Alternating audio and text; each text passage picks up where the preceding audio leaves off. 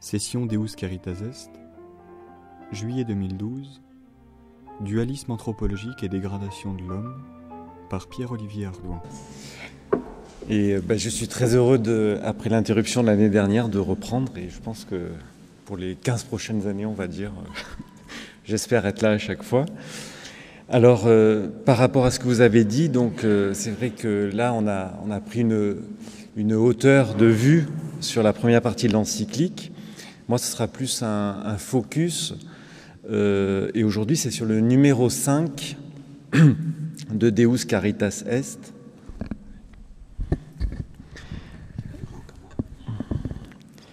Et le choix du titre de cette intervention, donc dualisme anthropologique et dégradation de l'homme.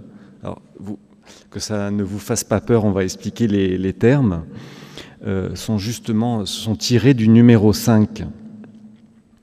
En fait, Benoît XVI montre dans ce passage de sa première encyclique que la conception que nous nous faisons de l'être humain, le discours que nous avons sur l'homme, et étymologiquement, c'est ça que cela signifie, anthropologie, discours sur l'homme, eh bien, a des conséquences concrètes très importantes sur la manière dont nous allons appréhender le corps, la dignité de la personne, l'amour humain.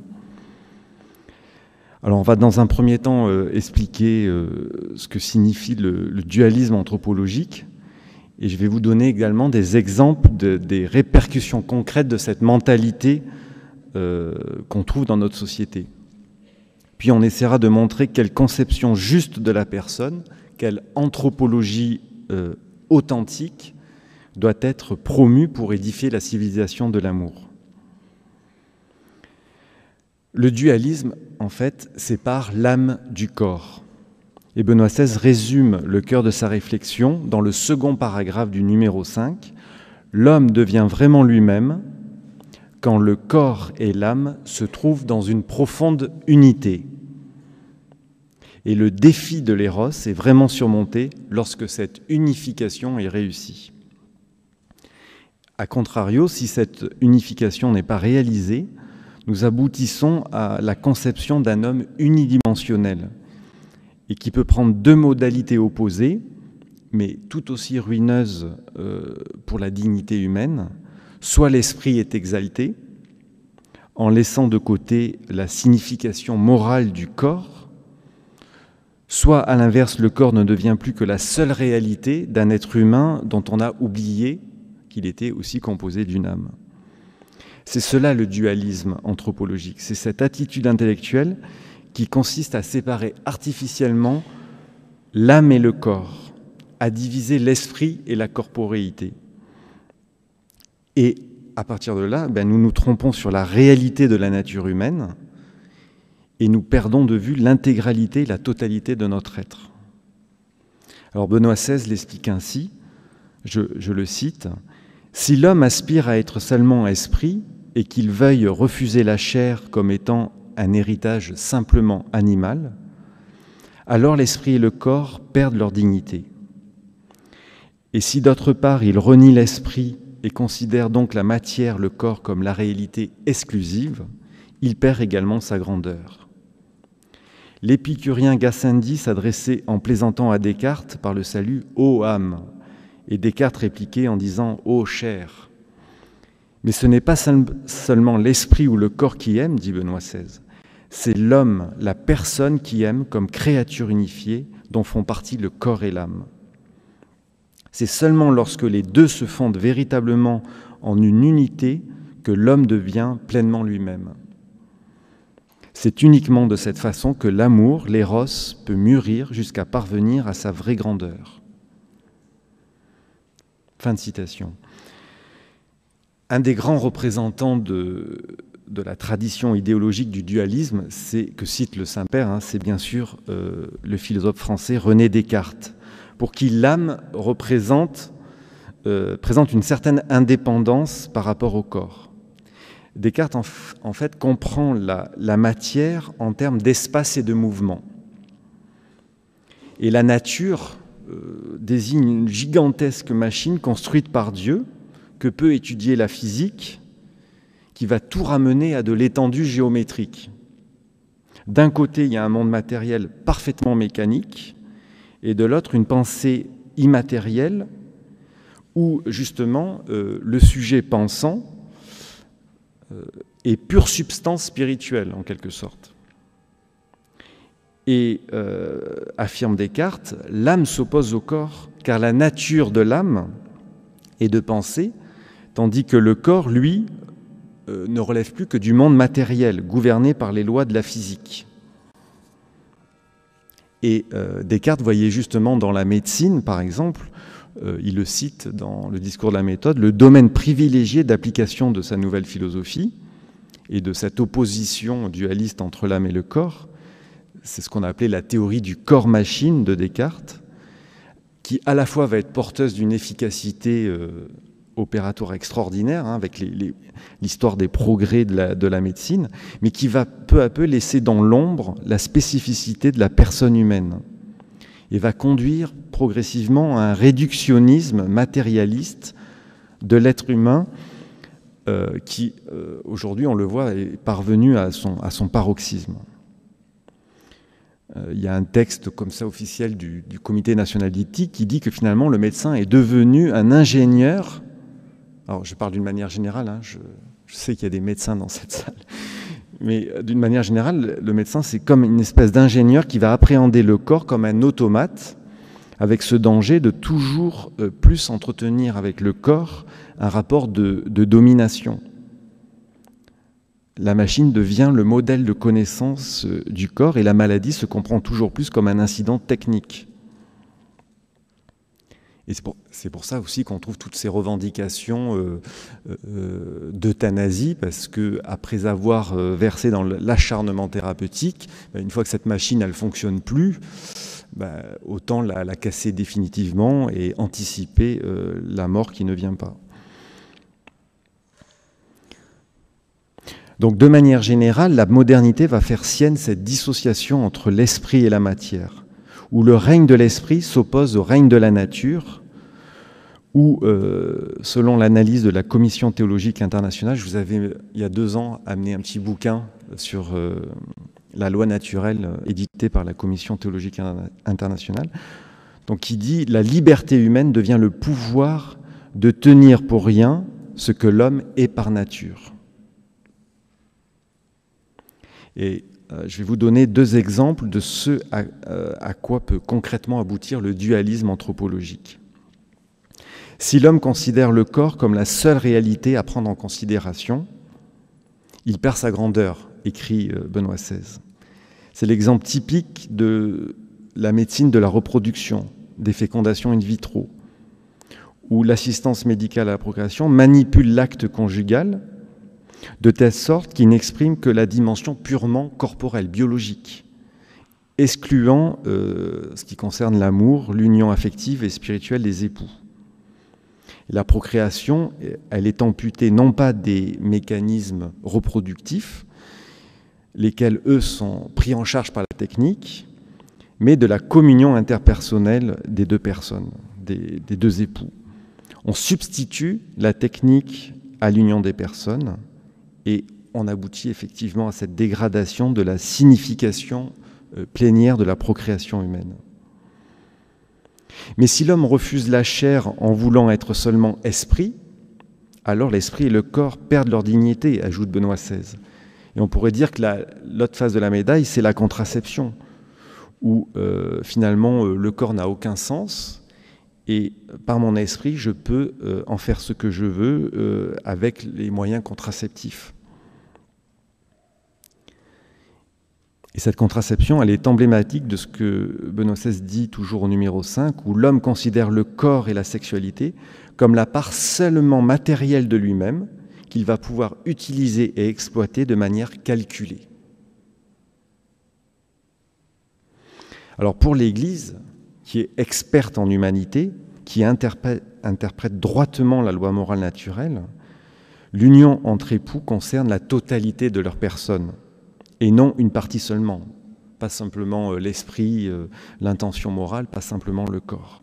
Quand l'homme et la femme s'unissent dans le mariage, l'acte, pour être vrai, implique le corps et l'esprit. Si l'une des dimensions vient à manquer, il s'agit alors d'une union objectivement fausse.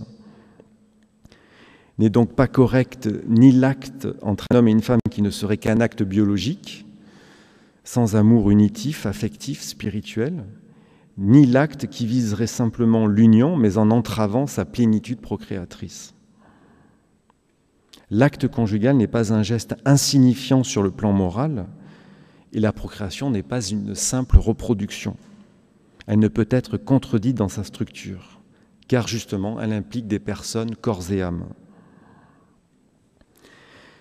On retrouve cet aspect dans l'instruction Donum Vitae, qui affirme le lien moral qui doit unir l'ensemble des dimensions de la procréation et qui justement fait découler ce lien de la constitution de la personne, corps et âme. Je vous cite ce passage. « La contraception prive intentionnellement l'acte conjugal de son ouverture à la procréation et opère par là une dissociation volontaire des finalités du mariage. La fécondation artificielle, en recherchant une procréation qui n'est pas le fruit spécifique de l'union conjugale, opère objectivement une séparation analogue. L'acte conjugal par lequel les époux se manifestent réciproquement leurs dons mutuels est un acte qui doit rester inséparablement corporel et spirituel. » Le second exemple que je voulais vous donner, lorsque l'homme aspire à être seulement esprit, en rejetant le corps, c'est celui de la théorie du genre. Dans cette idéologie, l'être humain ne veut plus se recevoir comme un donné. Il veut construire son identité en étant son propre créateur. Aujourd'hui, l'homme ne se veut plus créé à l'image de Dieu, c'est l'homme image de l'homme. Ce n'est plus l'homme image de Dieu. Et donc, en étant son propre créateur, eh bien, il refuse sa propre nature sexuée.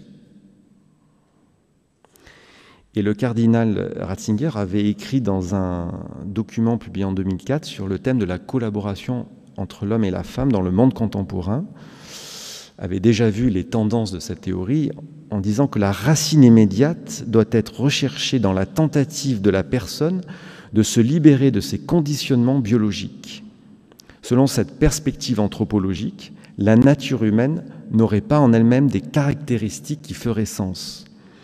Chaque personne pourrait se déterminer selon son bon vouloir, dès lors qu'elle serait libre de toute prédétermination liée à sa constitution biologique. Vous voyez, c'est le refus du corps. Et cette théorie du genre se présente finalement comme une attaque en règle contre, bien sûr, la loi morale naturelle, en rejetant toute signification morale à la distinction corporelle entre les sexes, comme une hérésie anthropologique, dit Monseigneur Anatrella, parce qu'elle veut inventer une humanité nouvelle qui serait déliée de la différence sexuelle. Donc à ce titre, le gender, c'est la rébellion ultime de l'homme contre le dessein du Créateur. Et c'est là encore l'analyse profonde de la Commission théologique internationale. L'évolution de la compréhension du rapport de l'homme à la nature se traduit aujourd'hui par la résurgence d'un dualisme anthropologique radical qui oppose l'esprit et le corps, puisque le corps est en quelque sorte la nature en chacun de nous. Ce dualisme se manifeste dans le refus de reconnaître une quelconque signification humaine et éthique aux inclinations naturelles qui précèdent les choix de la raison. Le corps, réalité jugée étrangère à la subjectivité, devient un pur avoir. En quelque sorte, aujourd'hui, nous objectivons le corps, vous voyez, on le place devant nous, et je suis ma pensée, mon esprit, je décide en toute liberté, ma liberté est autonome absolue, rien ne peut l'orienter, et donc mon corps devient un pur avoir. La nature humaine et la nature tout court, c'est pour ça que Benoît XVI utilise l'expression d'écologie humaine, parce qu'on ne peut pas défendre l'environnement si on dégrade l'homme en même temps. Les deux sont liés. Eh bien, la nature humaine, comme on l'entend tout court, sont réduites à n'être qu'un matériau de l'agir humain. Un pouvoir de cet homme qui est maître et possesseur de la nature, selon l'expression de Descartes. Et c'est ce que disait aussi Jean-Paul II au numéro 46 de Veritatis Splendor. La nature ne désigne alors que tout ce qui en l'homme et dans le monde se trouve hors du champ de la liberté. Cette nature comprendrait en premier lieu le corps humain, sa constitution et ses dynamismes. Et à ce donné physique s'opposerait ce qui est construit, c'est-à-dire la culture, en tant qu'œuvre et produit de la liberté. La nature humaine, ainsi comprise, est réduite à n'être qu'un matériau biologique ou social, toujours disponible. Cela signifie en dernier ressort que la liberté se définit par elle-même et serait créatrice d'elle-même et de ses valeurs. C'est ainsi qu'à la limite, l'homme n'aurait même pas de nature et qu'il serait à lui-même son propre projet d'existence.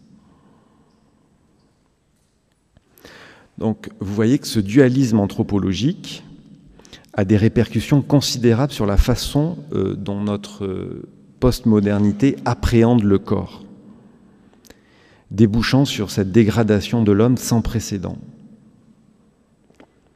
Et à ce propos, Benoît XVI relève un paradoxe peu souligné dans le 3e paragraphe du numéro 5. Il n'est pas rare, dit-il, de reprocher au christianisme d'avoir été l'adversaire de la corporéité. Mais la façon d'exalter le corps à laquelle nous assistons aujourd'hui est trompeuse. En réalité, nous nous trouvons devant une dégradation du corps humain qui n'est plus intégré dans le tout de la liberté de notre existence, qui n'est plus l'expression de la totalité de notre être. L'homme devient une marchandise. L'apparente exaltation du corps peut bien vite se transformer en haine envers le corps.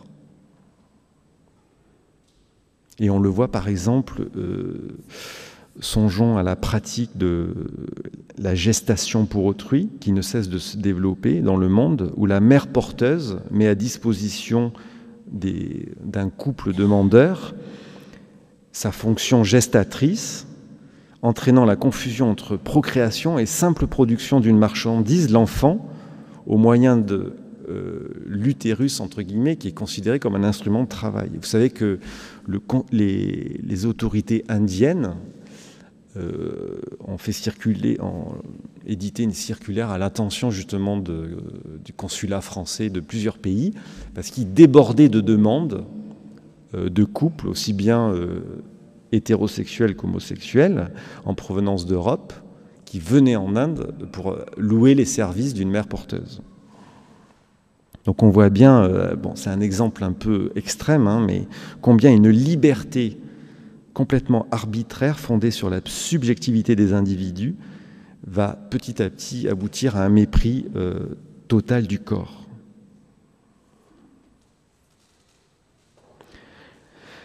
Selon la Commission théologique internationale, le corps humain est réduit à une corporéité sans profondeur, puisque le monde des corps est identifié à l'étendue. Seul l'homme injecte du sens et un projet dans cette masse amorphe et insignifiante qu'il va manipuler à ses propres fins par la technique.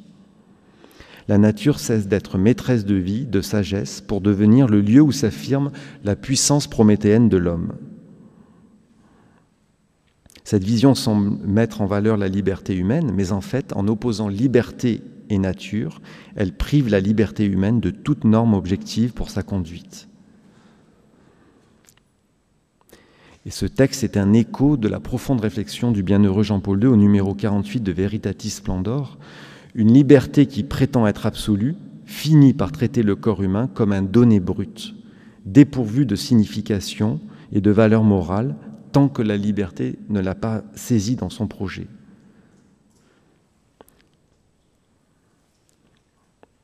Voilà, j'ai essayé de faire un peu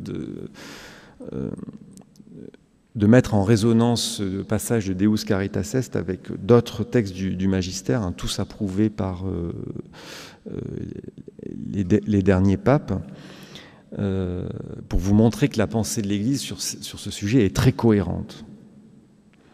Et en même temps, face à cela, que faire ? Il faut, je pense, de plus en plus promouvoir une juste conception de la personne. Et il faut en tout cas la connaître déjà nous-mêmes. J'avoue qu'en préparant ce travail, On n'ose plus parler finalement de l'essence de la personne, ce qu'est la personne, corps et âme. Le terme d'âme, on n'a plus tellement envie de le prononcer aujourd'hui dans l'espace public. Et pourtant, c'est ce à quoi nous appelle l'Église. Alors Benoît XVI poursuit, toujours le numéro 5, il explique que la foi chrétienne a toujours considéré l'homme comme un être un et duel, dans lequel esprit et matière s'interpénètrent l'un l'autre et font ainsi tous deux l'expérience d'une nouvelle noblesse. À ce titre, le christianisme ne détruit pas l'éros. Il ne méprise pas le corps. Il protège au contraire son essence. Il honore le corps parce que celui-ci n'est pas une matière anonyme, mais celui d'une personne. Et donc, dans la perspective de la mission qui est requise de chacun d'entre nous aujourd'hui, pour édifier la civilisation de l'amour, il est important de promouvoir cette juste conception de la personne dans l'unité de ses dimensions corporelles et spirituelles. C'est elle qui est seule en mesure de nous offrir une anthropologie adéquate, réaliste, qui permet de solutionner les grandes questions de société contemporaine. La conception classique et chrétienne de la personne humaine souligne la dualité des dimensions qui composent la nature spécifique de l'être humain, la dimension corporelle, la dimension spirituelle, mais surtout elle insiste sur l'unité de ces deux dimensions. Là, je vais vous citer un passage du catéchisme de l'Église catholique. La personne humaine, créée à l'image de Dieu, est un être à la fois corporel et spirituel. Le récit biblique exprime cette réalité avec un langage symbolique lorsqu'il affirme que Dieu modela l'homme avec la glaise du sol, il insuffla dans ses narines une haleine de vie et l'homme devint un être vivant. C'est donc l'homme tout entier, corps et âme, qui est voulu par Dieu. Souvent, le terme « âme », continue le catéchisme, désigne dans l'Écriture sainte la vie humaine ou toute la personne humaine. Mais il désigne aussi ce qu'il y a de plus intime en l'homme, et ce par quoi il est plus particulièrement image de Dieu. L'âme signifie le principe spirituel dans l'homme. Et le corps de l'homme, ajoute le catéchisme, participe de la dignité de l'image de Dieu. Il est corps humain précisément parce qu'il est animé par l'âme spirituelle. Et c'est la personne humaine tout entière qui est destinée à devenir, dans le corps du Christ, le temple de l'Esprit. Et là, le catéchisme cite le Concile Vatican II, Gaudium et Spes, chapitre 14, qui est un passage qu'on trouve énormément dans les textes de bioéthique de l'Église. Dans Donum Vitae, Dignitas Personae, qui est tout le temps rappelé quand Jean-Paul II recevait les médecins, il rappelait toujours ce passage. Corps et âme, mais vraiment un, l'homme dans sa condition corporelle, rassemblant en lui les éléments du monde matériel, qui trouvent ainsi en lui leur sommet et peuvent librement louer leur Créateur. Il est donc interdit à l'homme de dédaigner la vie corporelle. Mais au contraire, il doit estimer et respecter son corps qui a été créé par Dieu et qui doit ressusciter au dernier jour. L'unité de l'âme et du corps est si profonde que l'on doit considérer l'âme comme la forme du corps, c'est-à-dire que c'est grâce à l'âme spirituelle que le corps constitué de matière est un corps humain et vivant. Donc l'esprit et la matière dans l'homme ne sont pas deux natures unies, mais c'est leur union qui forme une unique nature. Et pour Jean-Paul II, la tentation dualiste, il avait bien exprimé dans Veritatis Splendor, n'est pas conforme à la vérité sur l'homme et sur sa liberté. Elle contredit les enseignements de l'Église sur l'unité de l'être humain, dont l'âme rationnelle est par soi la forme du corps. Aussi, ajoutait-il, l'Église sert l'homme en refusant les manipulations affectant le corps qui en altèrent la signification humaine. Vous voyez, c'est cette juste conception de la personne qui devrait être le soubassement intellectuel pour penser et affronter les problèmes posés aujourd'hui par les idéologies comme la théorie du gender ou les problèmes liés à la bioéthique.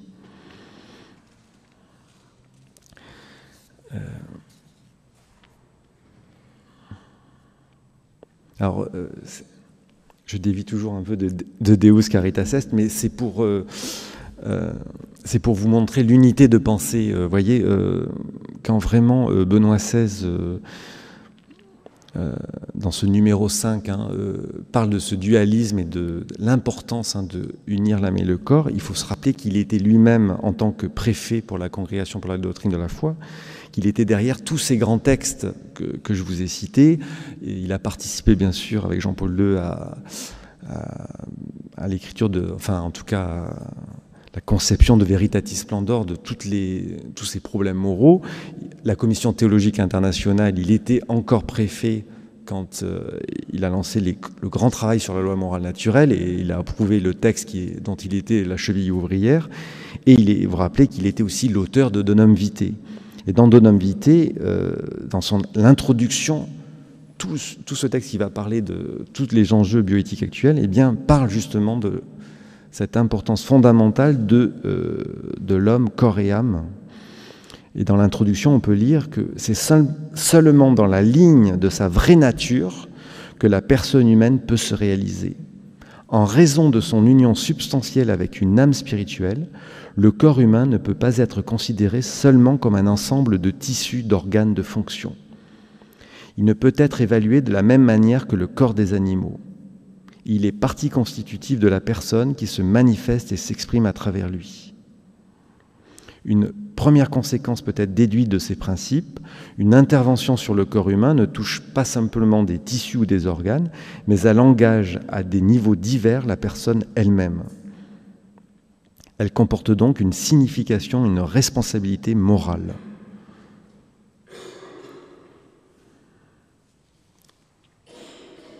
Cette norme doit s'appliquer d'une façon particulière dans le domaine de la sexualité, de la procréation, où l'homme et la femme mettent en œuvre les valeurs fondamentales de l'amour et de la vie. Donc vous voyez, il y a une relation tellement intime entre le corps et l'âme qu'il en devient impossible de penser que le corps humain puisse être réduit à sa structure organique, ou que la vie humaine puisse être réduite à sa dimension biologique. Et la valeur de la vie biologique s'explique par sa connexion intrinsèque avec la plénitude à laquelle elle renvoie, même si en elle-même, elle ne détient pas l'explication ultime de l'être profond de l'homme. Donc, chaque fois qu'on touche à la vie humaine, la réalité veut que l'on n'agisse pas simplement sur un phénomène sur lequel les sciences biologiques font des recherches, mais que l'on soit confronté à la dignité de la personne.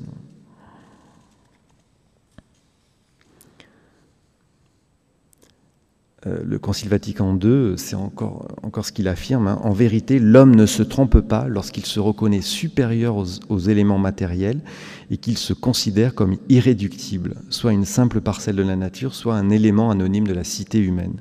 Il dépasse en effet l'univers des choses. L'homme est la seule créature sur terre que Dieu a voulu pour elle-même. À l'origine de toute personne humaine, il y a un acte créatif de Dieu. Aucun homme ne vient à l'existence par hasard, disait Jean-Paul II. Il est toujours le terme de cet amour créatif de Dieu. L'homme est créé à l'image de Dieu et Dieu lui-même est amour. Et le Père Bernard nous a bien montré que ce n'est pas un attribut, il est amour. Ainsi pourrait-on dire que la vocation à l'amour est ce qui rend l'homme authentique image de Dieu.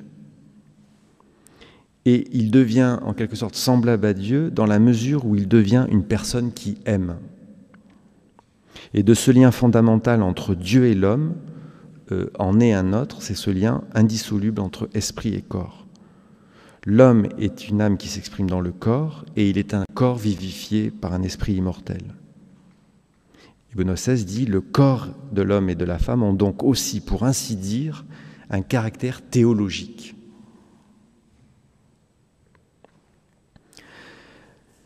Voilà, je vais conclure là-dessus. C'est à partir de cette anthropologie juste et cohérente que l'Europe a forgé sa culture humaniste, dans ce qu'elle a de meilleur, dans l'ensemble de ses créations intellectuelles en général et dans l'élaboration de son droit en particulier. Et dans l'exhortation apostolique Ecclesia in Europa, le bienheureux Jean-Paul II demandait aux chrétiens de revitaliser les racines chrétiennes du continent, qui par leur sève ont conduit à reconnaître la valeur de la personne, de son corps, de sa dignité, ainsi que le caractère sacré de la vie humaine et le rôle central de la famille. Et en ce sens, on peut dire que la nouvelle évangélisation à laquelle nous sommes conviés est appelée aussi à être cette annonce, cette bonne nouvelle sur la nature spécifique de la personne, de manière à purifier cette mentalité dualiste qui risque de nous conduire au pire errement. Voilà, merci de votre attention. Retrouvez l'intégralité de la session, texte, audio, vidéo sur le site http://session.fmnd.org.